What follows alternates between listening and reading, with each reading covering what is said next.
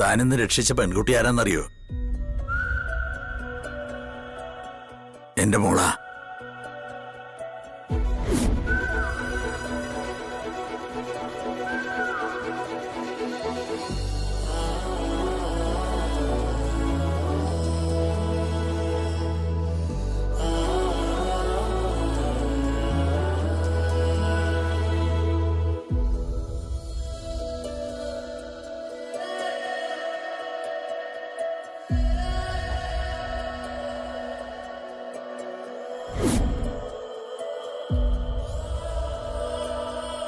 താനവളെ കണ്ടിട്ടില്ലല്ലോ?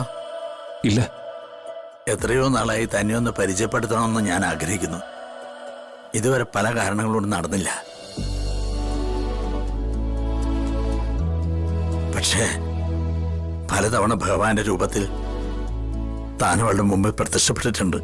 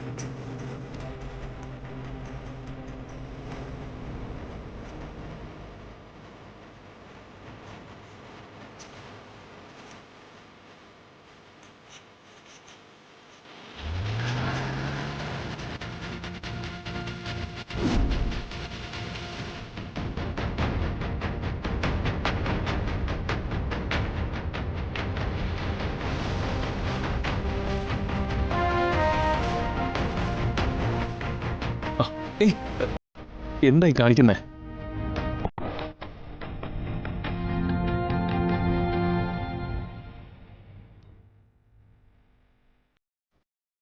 നന്ദി പറയേണ്ടത് എങ്ങനെയാന്ന് എനിക്ക് അറിഞ്ഞൂടാ. ഞാൻ തന്നോട് കാര്യങ്ങളൊന്നും പറഞ്ഞിട്ടില്ലാന്നേ ഉള്ളൂ. എന്റെ മോള് കുറച്ച് കഷ്ടത്തിലാടോ.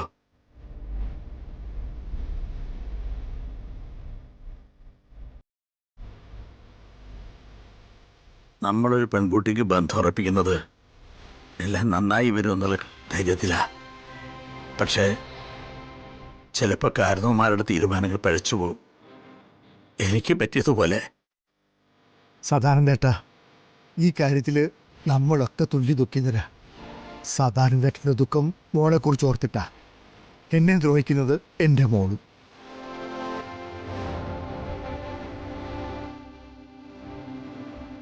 ഇനി നാളെ മുതൽ അവൾക്ക് ഏറ്റവും ഇഷ്ടം രാമൻ്റെയും സീതയുടെയും കഥ കേൾക്കാനാ.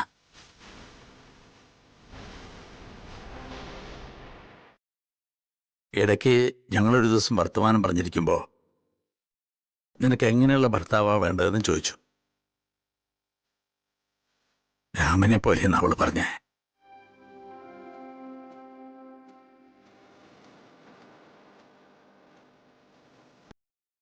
പക്ഷേ വിധി അവൾക്ക് കൊടുത്തതോ രാവണനെ.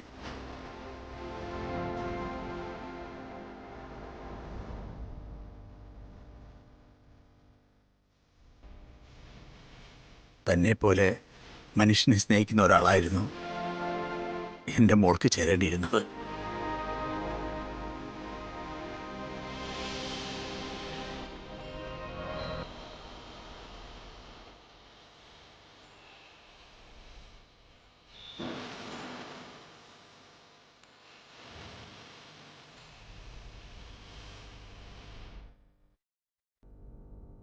ആ ഹരി, നമ്മൾ തമ്മിൽ ബന്ധമോ കടപ്പാടോ ഒന്നുമില്ല.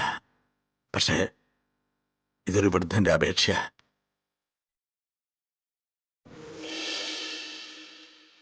ഞാൻ ഇന്നോ നാളെയോ എവിടെയെങ്കിലും കുഴഞ്ഞു വീണ് അവസാനിക്കും.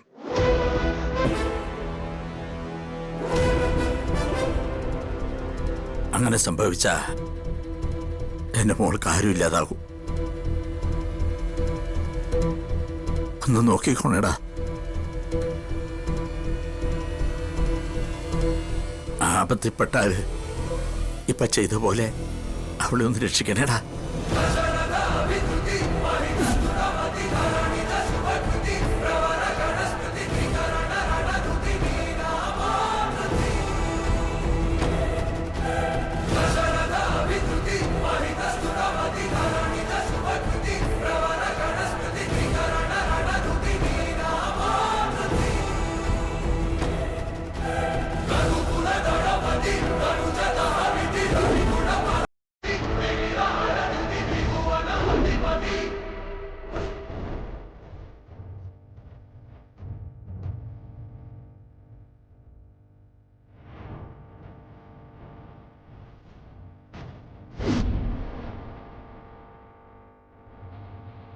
സദാനന്ദേട്ടൻ പേടിക്കണ്ട.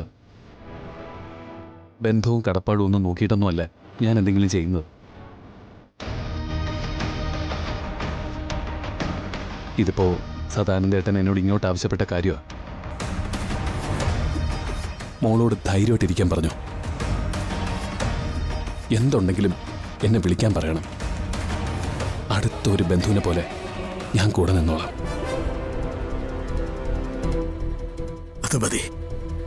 അത് മതിടാ. തന്നെ ഒന്ന് കാണാനും 2 മിനിറ്റ് നിൽക്കാനും നേഴ്സുമാര് സമ്മതിച്ചിട്ടുള്ളൂ. ചിലപ്പോ അവര് വന്ന് ബഹളം വയ്ക്കും. അതിനുമുമ്പ് ഞാൻ ഇറങ്ങിയേക്കാം. പോട്ടെ രാമകൃഷ്ണ.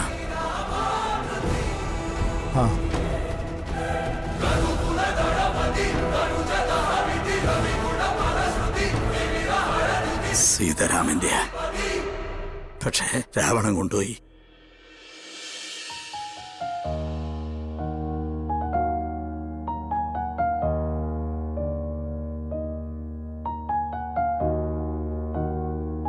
സീതാരാമന്റെ പക്ഷേ രാവണൻ കൊണ്ടുപോയി. വേഴാമ്പലേ കേഴുന്നുവോ, തേടുന്നുവോ നിന്നോർമകൾ. അന്നു നീ നെഞ്ചിലെ ആശയാമമ്പരം ഇന്നു നീരനായി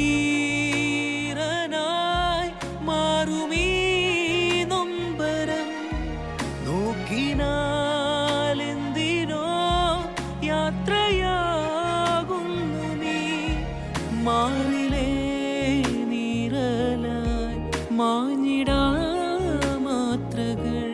മറവിയിലാഴുന്നു മനസ്സിലെ ഈണങ്ങൾ. കരിയില മൂടുന്നു കരളിലെ രൂപങ്ങൾ. താനെ മായുന്നുവോ താരിളം തിങ്കളേ, മേലെ മേടേറിയോ മധുര നൊമ്പര കാറ്റേ പോകയോ.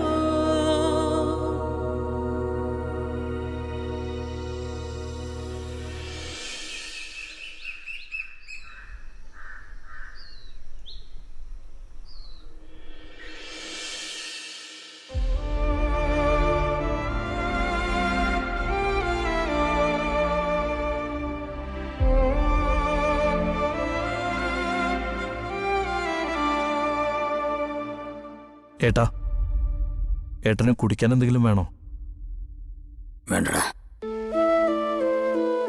മനസ്സൊരുപാട് വിഷമിപ്പിക്കരുത്. ഏട്ടന്റെ അവസ്ഥ ഓർത്തിട്ടാ ഞാനീ പറയുന്നത്. നമുക്ക് എന്തെങ്കിലുമൊക്കെ പറ്റി വീണു പോയാ നിത്യമോൾക്കത് തീരാ സങ്കടാവും.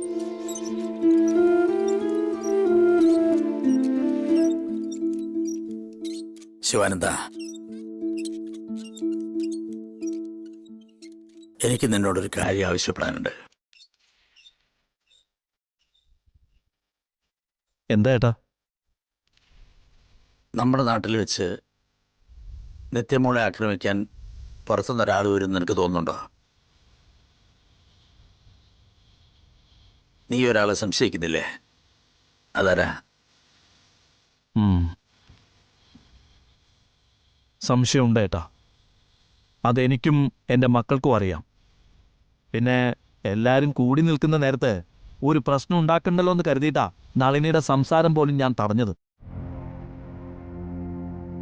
നമ്മളോട് പരാതി പോലും പറയാതെ എൻ്റെ മോള് കുറച്ച് കയ്പുനീര് കുടിച്ചിറക്കുന്നുണ്ട്. ഇപ്പൊ നമുക്ക് എല്ലാവർക്കും എല്ലാം അറിയാം. എങ്കിലും അത്ര മണ്ടന്മാരായി പോകാൻ പാടില്ലല്ലോ.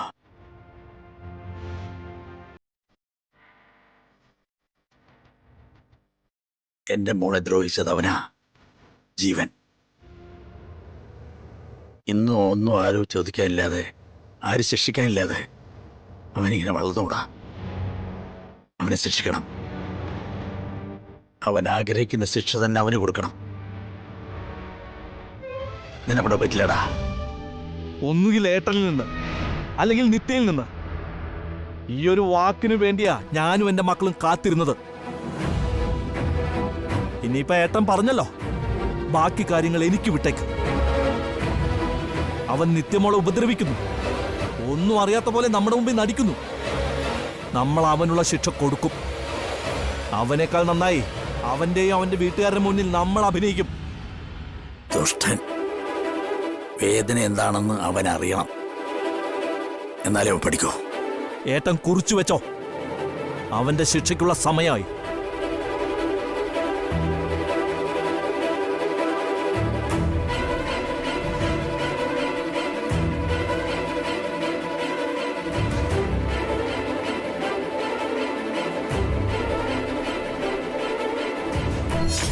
എന്റെ ഹരി, നീ ഇങ്ങനെ വാശി പിടിക്കരുത്. ഒരു ദിവസം കൂടിയെന്ന് ഡോക്ടർ പറഞ്ഞ പിന്നെ കിടന്നല്ലേ പറ്റൂ. എന്നെ കൊണ്ട് പറ്റില്ല. എനിക്ക് എന്റെ കുഞ്ഞിന്റെ അടുത്തേക്ക് പോണം. ആ കുഞ്ഞിനെ സ്നേഹിക്കുന്ന ഒരു അമ്മ ഉണ്ടായിരുന്നെങ്കിൽ എനിക്ക് ഈ ടെൻഷനൊന്നും ഉണ്ടാവില്ലായിരുന്നു.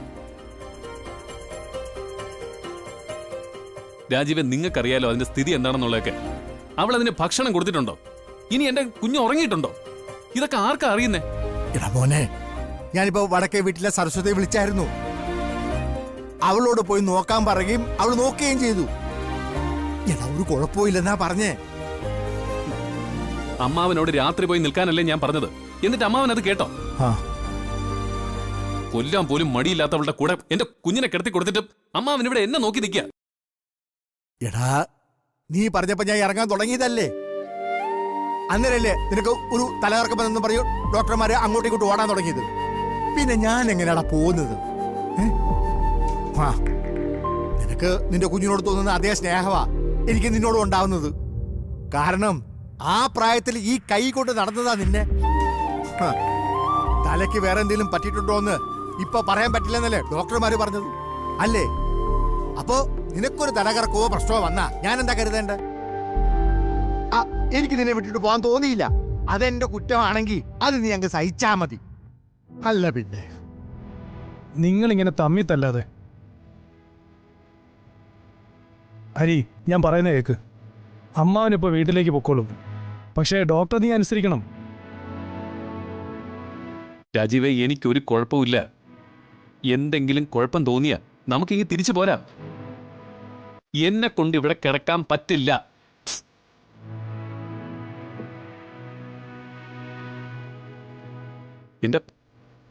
എന്റെ മോളെ ഒന്ന് കണ്ടാ മതി. എന്റെ എല്ലാ അസുഖവും മാറ. നിങ്ങളൊന്ന് മനസ്സിലാക്ക.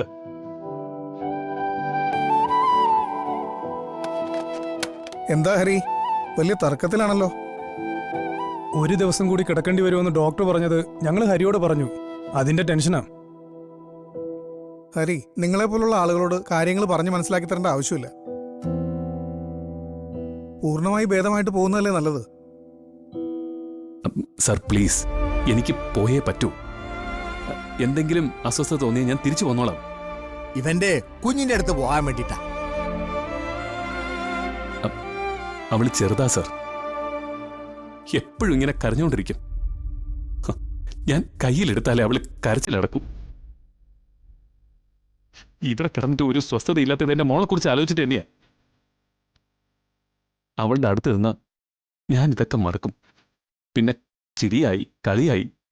താൻ ഇങ്ങനെയൊക്കെ നിർബന്ധം പിടിച്ച എന്ത് ചെയ്യാനാടോ? അതെ, കാര്യമായിട്ടൊന്നും ഇല്ലാന്ന് എനിക്ക് ധൈര്യമുള്ളതുകൊണ്ടാണ് വേണമെങ്കിൽ തനിക്ക് ഡിസ്ചാർജ് തരാമെന്ന് ഞാൻ തീരുമാനിക്കുന്നത്. പക്ഷേ ഈ പറഞ്ഞതുപോലെ എന്തെങ്കിലും ഒരു ബുദ്ധിമുട്ട് തോന്നിയാൽ അത് വെച്ച് പരീക്ഷിക്കരുത്. ഇങ്ങോട്ട് പോന്നേക്കണം. ശരി doctor. Anyway, your daughter is lucky. തന്നെപ്പോലൊരു അച്ഛൻ പെൺമക്കളുടെ ഭാഗ്യമാണോ. ഞാൻ ഡിസ്ചാർജ് തരാം. ഓക്കെ?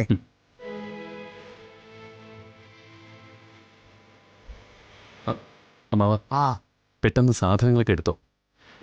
രാജീവേ, നീ ആ ഡിസ്ചാർജിന്റെ കാര്യങ്ങളൊക്കെ നോക്കിയിട്ട് ബില്ലൊന്ന് പേ ചെയ്യ്. എടാ, ഡിസ്ചാർജ് എഴുതി കിട്ടി ഇവിടുന്ന് ഇറങ്ങാൻ കുറച്ച് സമയമെടുക്കും. അതുവരെങ്കിലും നീ തിരക്ക് കാണിക്കാതിരിക്കേ, അവർക്ക് ദേഷ്യം വരും. നിങ്ങളൊന്ന് പോയിട്ട് വാ. ഇവന്റെ ഒരു കാര്യം.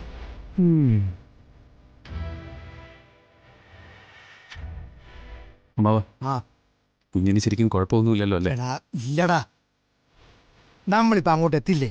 ആ. അടങ്ങിക്കിടക്ക അവിടെ.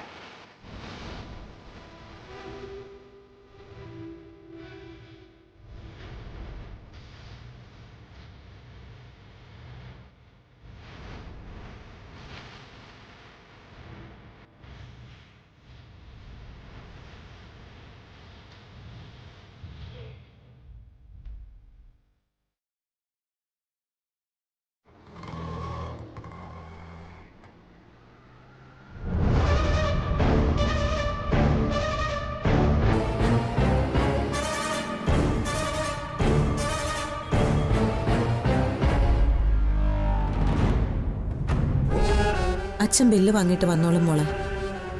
ഇപ്പോൾ നിനക്ക് കുഴപ്പമൊന്നുമില്ലല്ലോ? ഇല്ലമ്മേ, ഡോക്ടർ വെറുതെ ഇന്നലെ എന്നെ പിടിച്ച് കിടത്തിയതാ. നോക്കിയിട്ട് അപ്പം തന്നെ വിട്ടാൽ മതിയായിരുന്നു. വെറുതെ എല്ലാവരെയും ബുദ്ധിമുട്ടിച്ചു. ഒരത്യാവശ്യം വരുമ്പോൾ മനുഷ്യർ തമ്മിൽ അങ്ങോട്ടും ഇങ്ങോട്ടും ഒക്കെ കുറച്ച് ബുദ്ധിമുട്ടണം.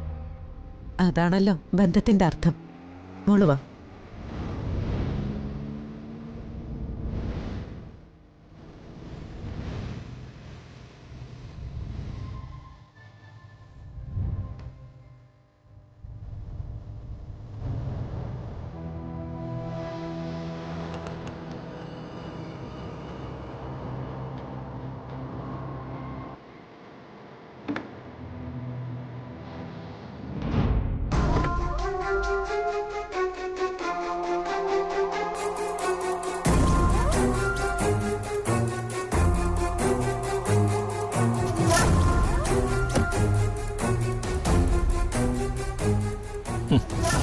എല്ലാരും കൂടി ഇതിലെന്തിനാ തിക്കിത്തിരക്കി പോകുന്നേ?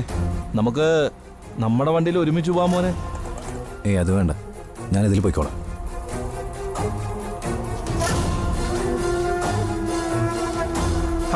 വാ മോനെ, അതിൽ പോവാം.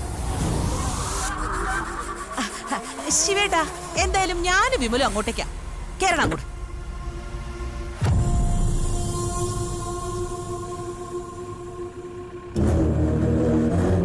വാ, ഇതിൽ അമ്മ കയറിക്കോളും.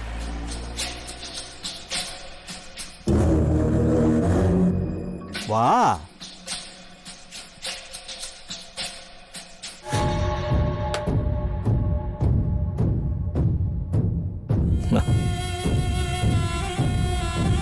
അച്ഛൻ അങ്ങോട്ട് വന്നോളും മോനെ. ഇനിയിപ്പോ നീ അവരുടെ കൂടെ വാ. നിങ്ങൾ വിട്ടോ, ഞങ്ങളൊരു ചായ കുടിച്ചിട്ട് പതുക്കെ അങ്ങ് വന്നോളാം. വാ. പോയിട്ട് വാ മോനെ. വാ.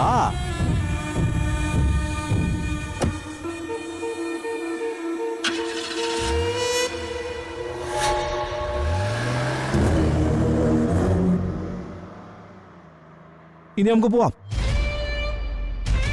ഞാൻ നിങ്ങളുടെ കൂടെ വരുന്നില്ല, ഞാൻ വേറെ വണ്ടി വിളിച്ച് പോയിക്കോളാം. മോനെ, നിന്നെ കൊണ്ടുപോവാന്ന് ഞാൻ തീരുമാനിച്ചിട്ടുണ്ടെങ്കിൽ കൊണ്ടുപോയിരിക്കും. വെറുതെ പ്രശ്നങ്ങളൊന്നും ഉണ്ടാക്കാൻ നോക്കാതെ വണ്ടി കയറാൻ നോക്ക്. താനെന്താ ഭീഷണിപ്പെടുത്തണോ?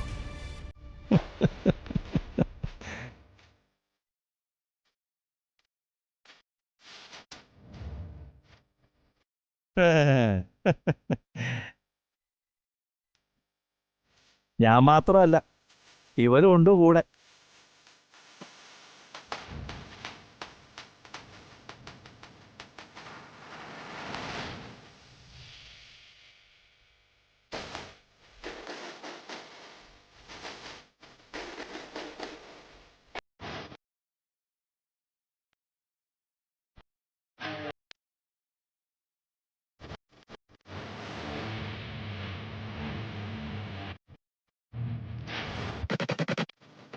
എന്താ തൻ്റെ ഉദ്ദേശം? വണ്ടി കയറിയിരിക്കും, എന്നിട്ട് പറയാം. ഞാൻ വരില്ല. നീ വരും.